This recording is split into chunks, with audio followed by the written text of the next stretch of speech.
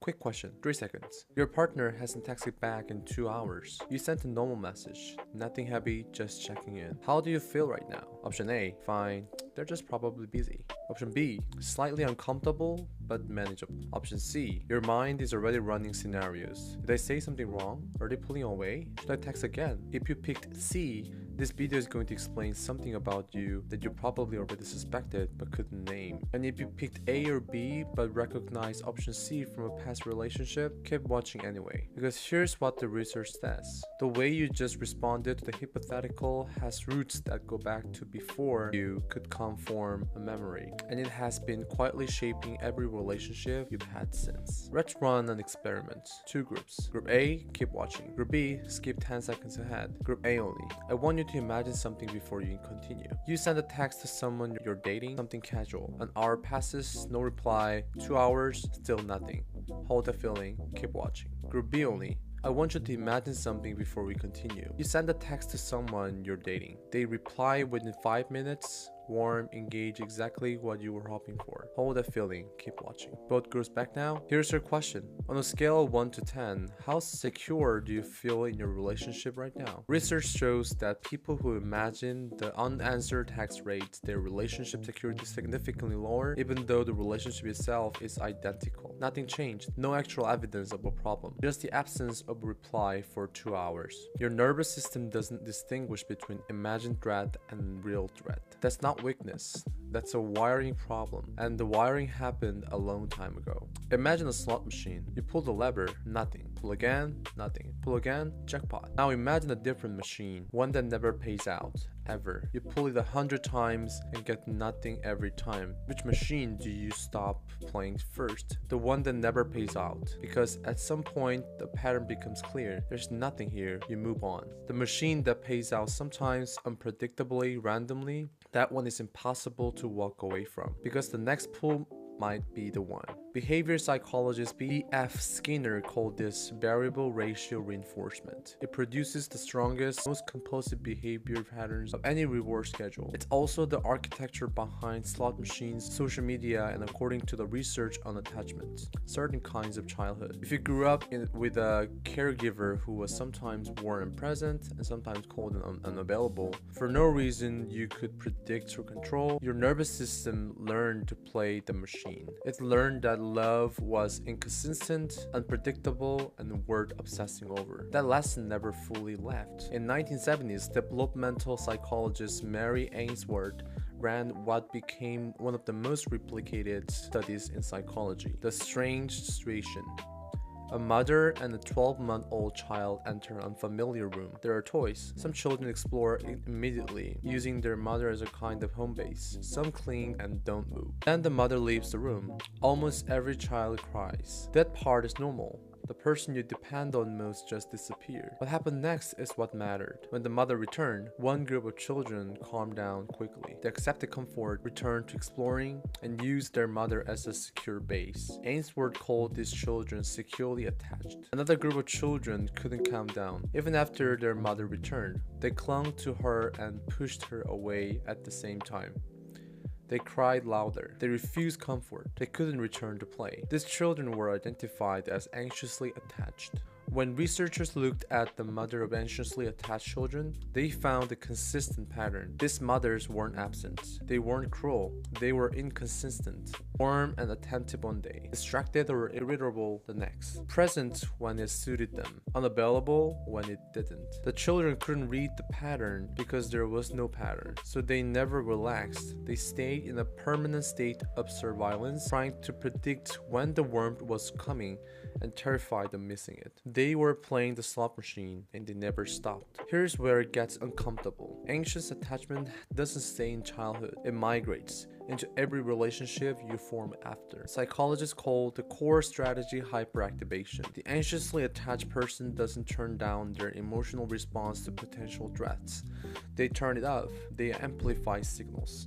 They scan constantly. They treat silence as data, and the data is always interpreted as danger. Your partner is quieter than usual. To a securely attached person, that reads as tired. To an anxiously attached person, the reads as withdrawing. Your friends text a day to reply. Securely attached, busy, anxiously attached, losing interest. This is irrational. It's exactly what the childhood wiring trained you to do. You learn to detect earliest possible signal of emotional withdrawal because catching it early was the only way to respond before the warmth disappeared entirely. You became extraordinarily good at reading people. The problem is that the radar is calibrated for a threat level that no longer exists. It fires an force positive constantly, and when it fires, the brain does something that researchers call amygdala hijacking. The amygdala, the brain's threat detection center, plots the system. The prefrontal cortex, responsible for rational thought and perspective taking, goes offline. You're not thinking anymore, you're reacting, and the only thing you can focus on is reconnection, getting the threat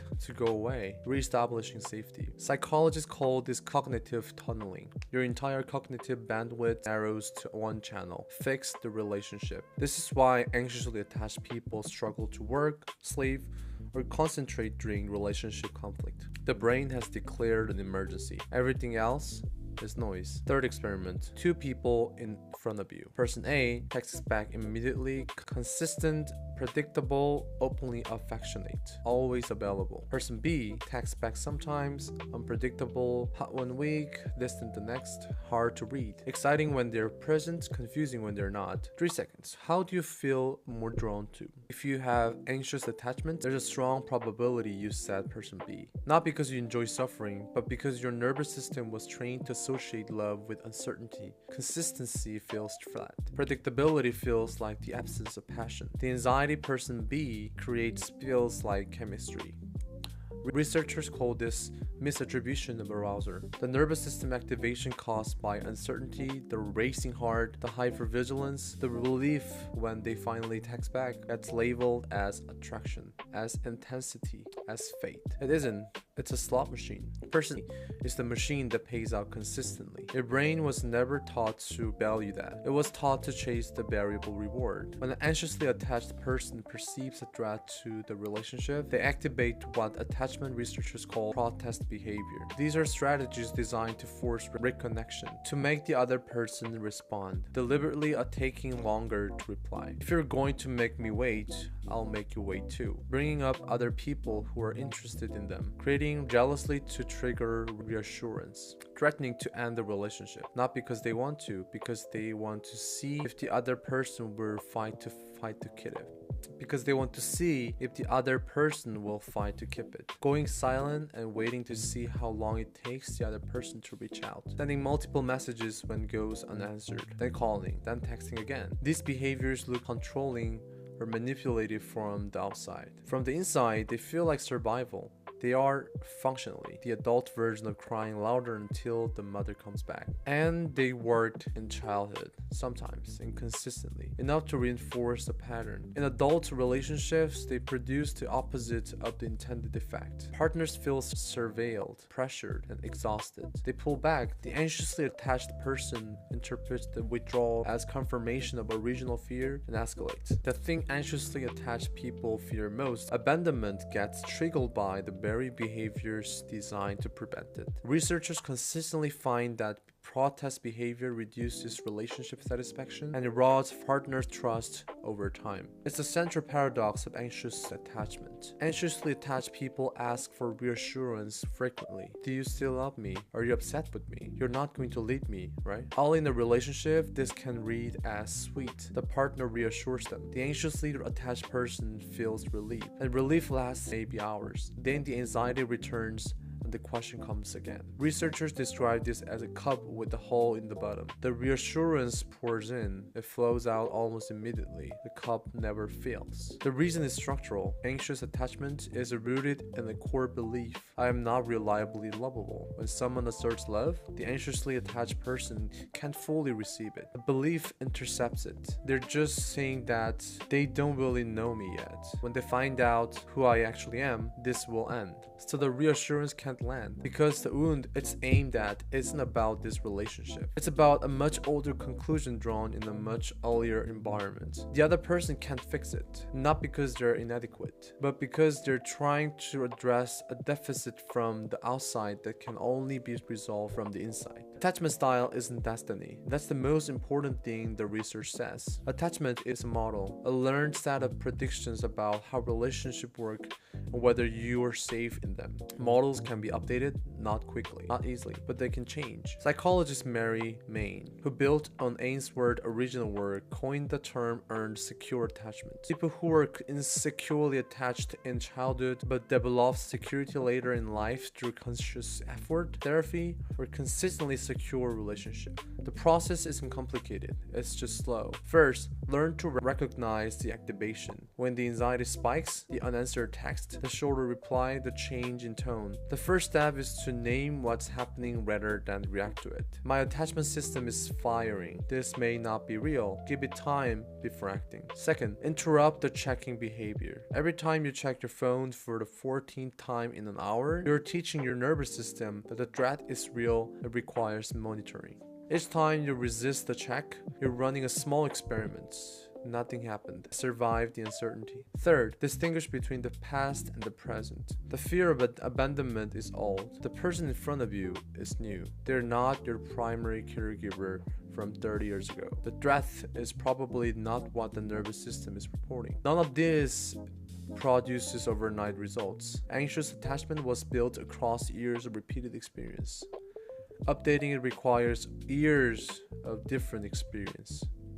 But here's what the research is clearly about. The anxiously attached person's capacity for emotional attunement, their sensitivity to others, their ability to read a room, their depth of feeling, these aren't liabilities that need to be eliminated. They are genuine strengths that need better calibration. The radar works, it just needs more accurate threat threshold. We started with a hypothetical, an unanswered text, 2 hours. For some of you, that scenario produced a very specific kind of anxiety. Not because anything was actually wrong, but because your nervous system was trained early to treat ambiguity as danger. That training mode sense once. In an environment where love was unpredictable, hypervigilance was adaptive. It helped you survive the uncertainty. You don't live in that environment anymore. The slot machine is gone, but the reflex to pull the lever is still there. First, the anxiety you feel in a relationship is not evidence that something is wrong with the relationship. It's the evidence of what you learned about relationship a long time ago. Second, reassurance from other people will never fully close the gap. The gap